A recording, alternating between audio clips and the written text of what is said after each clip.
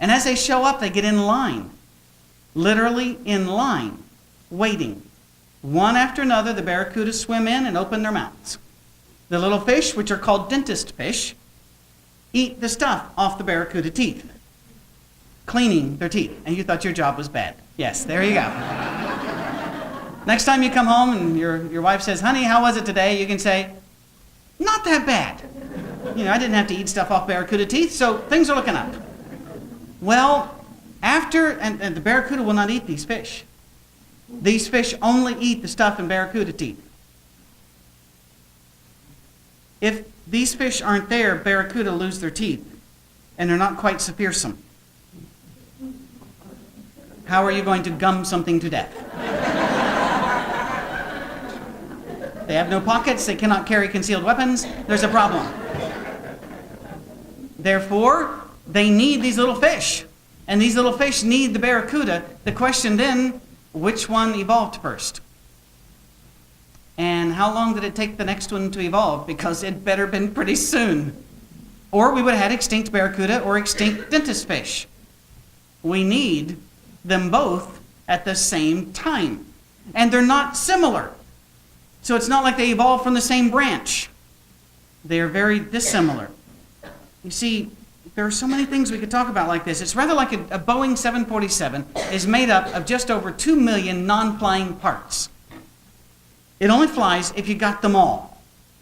If you're flying, I'm sorry to frighten you, but there you go. I'm flying all the time. I fly back home tomorrow, Lord willing, and then preach on Sunday, then Monday fly up to Detroit, on Wednesday fly back to the beach, and on Friday fly up to Buffalo and drive across the Canadian bridge. I've learned something though, by the way, if you're going into Canada, just a tip. If they ask you if you have any weapons, don't say, what do you need? I don't really want to discuss this, I'm just giving you advice, all right? Back in the old days, there wasn't a door between the pilots and the cabin, and there was a bit of a ramp there that was at an angle because the planes weren't as powerful as they are now, so you had to start off with your wing at an angle. And some pilots used to play a joke by putting in a little brown paper sack some loose screws and bolts and setting it between them. And as they took off, the bag would tip and those bolts would dance back through the passenger's cabin. Now, why would that frighten people? Well, we need that bit. If a pilot ever said to you in the air, we just lost a bit, but I don't think we really need it, you wouldn't be a happy person, would you? Well, friends, in the nature cycle we've got, all the bits have to be there. How about, for example, a squirrel? I don't know if you remember my squirrel story. I like my squirrel stories. Squirrels are remarkable creatures. They are designed by God to do some really interesting things. A squirrel can figure out a puzzle like no other animal on the planet can figure out a puzzle. But a squirrel does have an inbuilt problem in that it has a short memory span. You are probably told by your teachers that in the fall the squirrels go into the forest and they gather acorns and nuts and this is if your teacher was English, and then they bury them or they stuff them in a tree, and then during the winter they live on those nuts. Oh, that is so almost true. They do go and they do gather nuts and they do bury them and they do stuff them into trees. And during the winter they do eat nuts, but they're not the same ones they buried because they don't remember doing that. Squirrels, on average, have a memory that lasts about 17, 18 minutes. Now, that's pretty interesting. How did they evolve that? How did they remember they evolved that? A squirrel, literally, if separated from their children for a certain amount of time, when you reintroduce them, is surprised that they're there and doesn't understand who they are. Squirrels are not brainiacs. Squirrels have a problem with this. However, since squirrels don't remember where they put all the nuts, some squirrels die. That's important. That's why we don't have squirrels stacked up to here. Also, because they don't remember where they put all their nuts, we also have trees and forest. There's a balance. If they remembered them all or forgot them all, we'd have a problem. But the right balance is there. Which evolved first? The tree that they eat from or the squirrel that relies on it? It has to be the same time. You don't get much but a season chance here for one to evolve in the other. We could go on. Let us. How about, I like the woodpecker story. By the way, there's a pen on the table. There's a reason for that. Someone was asking for a pen yesterday and loaned me a pen to write down something, and I forgot who it was. And if I steal a pen in church, God will kill me. So that pen... So that pen's staying right there, bucko. I'm not taking it home. So if it's your pen, come, lead me not into temptation, but deliver me from evil.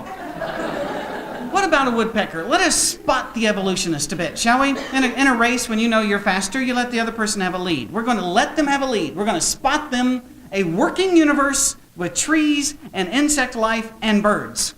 We're giving them all that. Now we're going to talk about the development of the woodpecker. A bird is flying along, deciding, I'd like to be a woodpecker.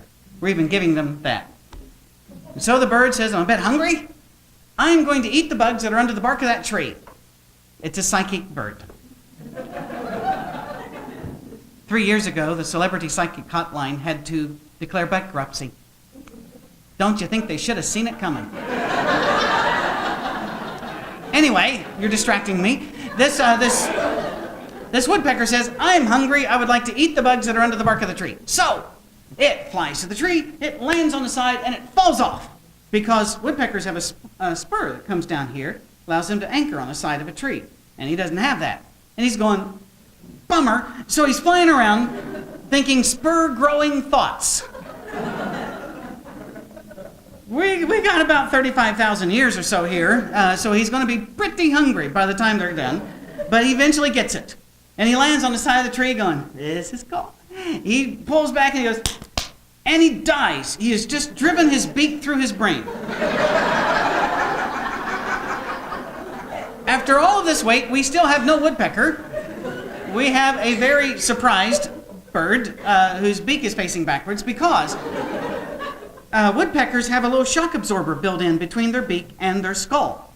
It's made out of cartilage, spongy cartilage, and therefore it can move. In fact, if you get a hold of a woodpecker head, which, by the way, do this only under controlled circumstances, and again, I don't want to discuss how I know that, but you get a hold of their beak and you can move it around a little bit. It's kind of fun, like a little jackhammer on there. They get very annoyed, though.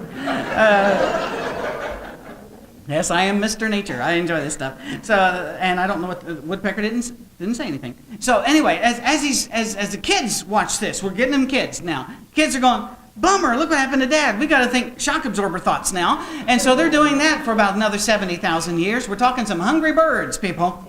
And now they land on there, they got the shock absorber, they go, there's the bug. But you can't get it because they don't have the right kind of tongue. Woodpeckers have a long, sticky tongue. In fact, one species, it's so long that it can't be stored in his beak. It's stored up his nose. Once again, your job's looking pretty good. And we've got another problem then. How did we survive? How did the woodpecker develop? How did it know where the food source was? How did it get its tongue, the shock absorber, the spur on the back?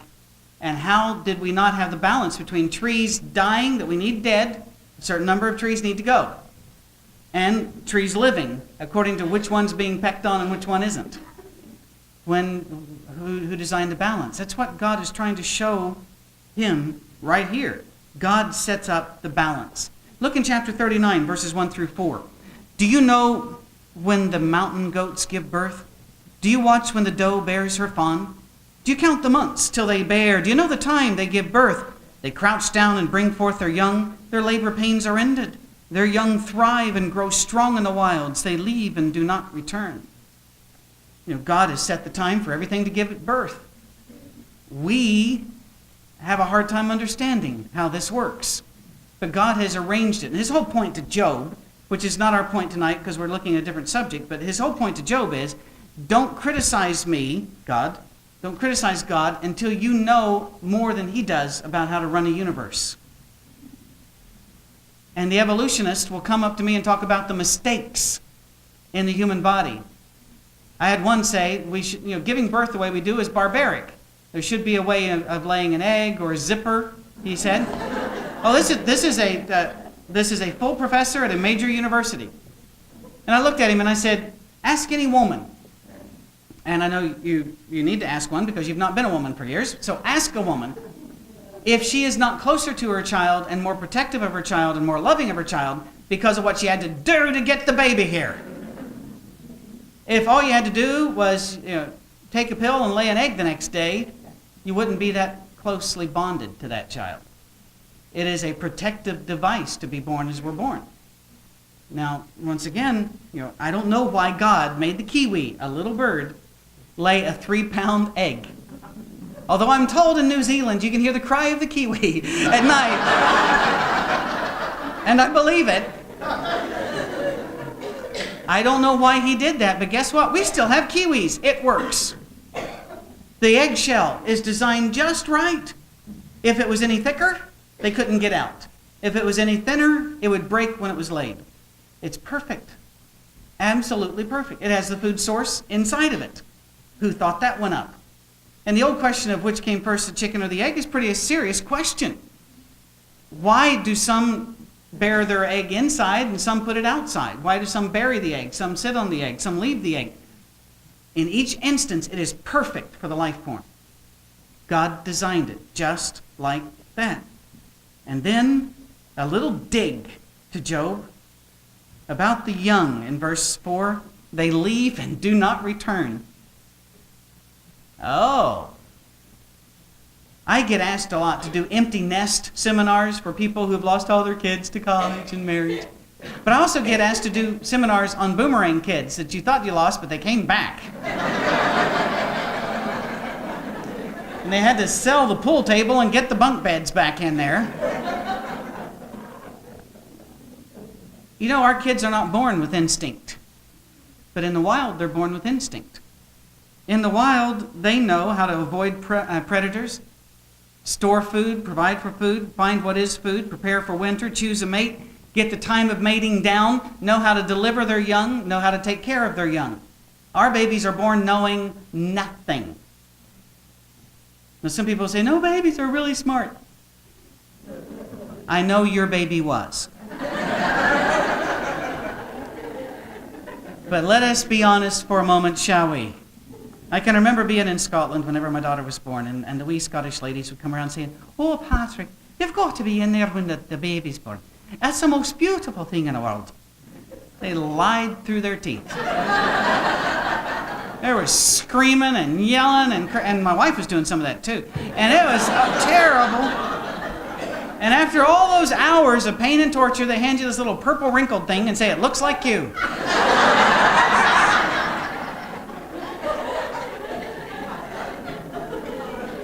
You feed it perfectly good food, you get back green radioactive stuff.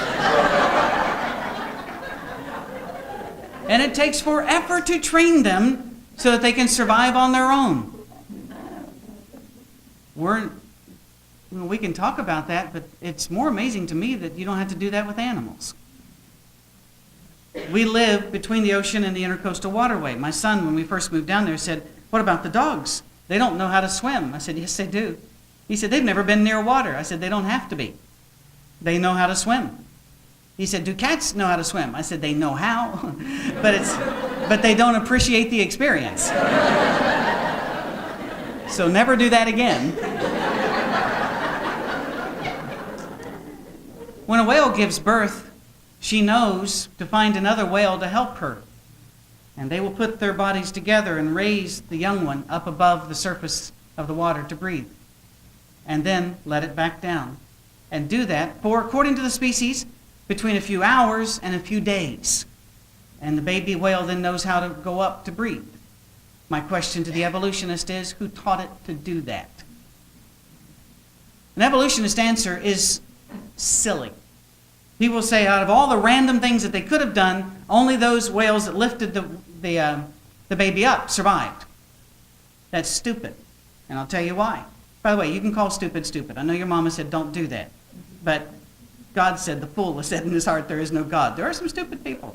And don't point. We know who they are. I've had people say, there are no stupid questions. Oh, yes, there are. I've asked some myself. We don't have enough whales for them to do random stuff with babies and have a surviving remnant. Plus, if one did it by chance, are we saying that a whale then is intelligent enough to pass on the knowledge? There are some people who say that, yes. These also people think that the dolphins are trying to communicate some great secret to us. And I'm always saying, and which great city have they founded to give us advice about, how to rule? Friends, it doesn't work. The only way this happens is by instinct. What about a bee? You gotta love serving a God that taught bees how to dance. He did. If you didn't know this, bees dance.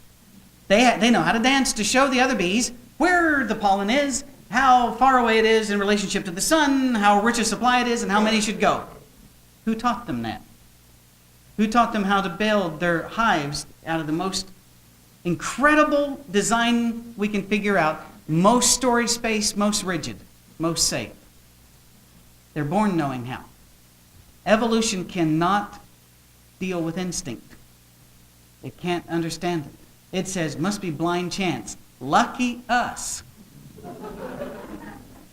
Then why are we, who are the pinnacle of evolution, according to them, born with no instinct? By the way, psychologists use the word instinct in a different way than you do. We don't use it to mean fear or the like. Literally, the way psychologists look at it, there is no instinct in a human being. That has to be taught. Learned behavior has to be given to us. I know if you lower a baby, they do this because they're afraid of falling. Fear is not instinct to a shrink, but it is to some others. So ignore that if you have a problem with it. We have a problem here, friends. Everything works together. Everything knows how to breed. Everything knows how to raise its kids, and most kids don't need raising. Who did it, Job? He said, the ones you raised, have to come back. The ones I designed don't have to. Who's running the universe better, Job?